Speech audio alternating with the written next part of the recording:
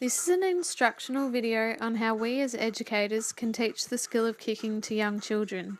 It is suggested that the skill of kicking should be introduced during prep and mastered by grade 3, approximately 8 to 9 years of age. This activity is directed at children between 5 to 6 years old who are considered to be in the fundamental movement skills stage of motor development. Motor function plays a key role in childhood development, so it is a critical time in the early years to help children develop motor skills. It is advised that children in the early years are provided with content that isn't too difficult, and it's important that they have the opportunity to perform the skill in isolation and have ample time to practice.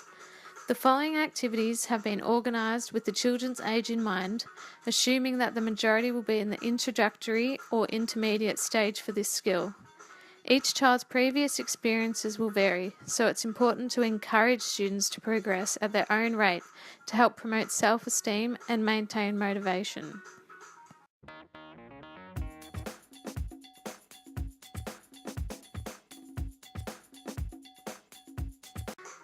Before teaching a lesson, we must consider all safety aspects and ensure that the department's specific requirements and guidelines are met. Risk management maximises the ability to deliver on school objectives, promote sound decision making, works to safeguard child, student and staff well-being, and contributes to meeting community and government expectations for accountable and responsible use of public resources.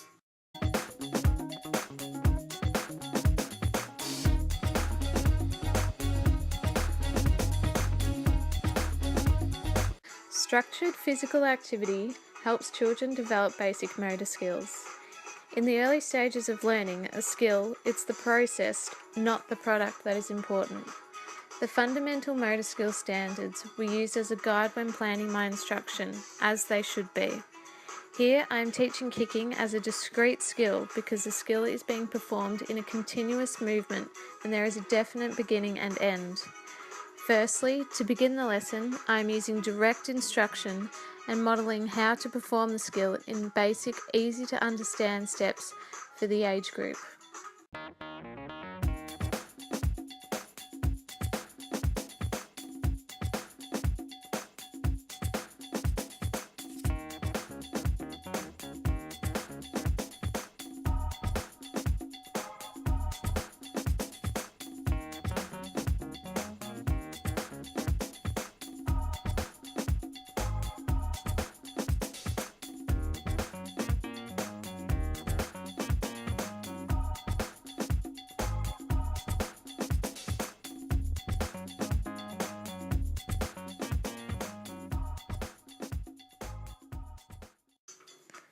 This activity requires a target being set up for the children to aim for.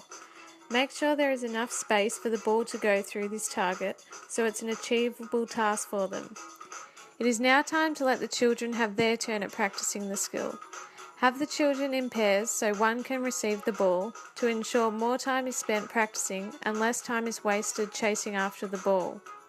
Start with the children standing approximately 5 metres away from their target, a reasonable distance for them.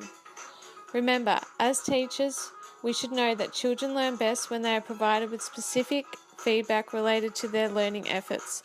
Always be encouraging, supportive and constructive so the children remain focused, determined and enthused, and avoid any negativity.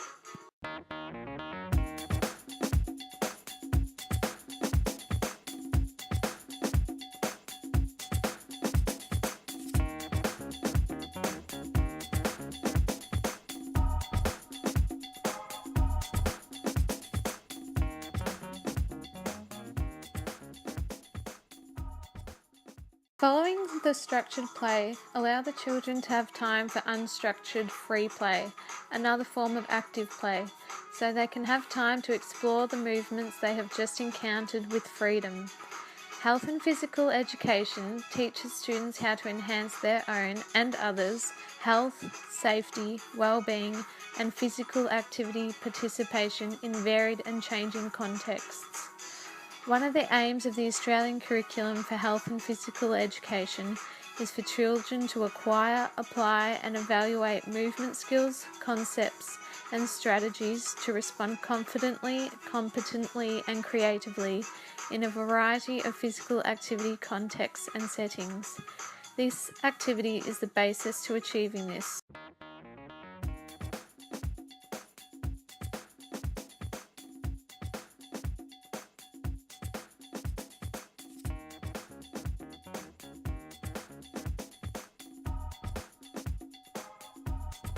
Lastly, as an educator, apply the learning ecology framework and always consider the 3 systems when you're planning for effective teaching and learning.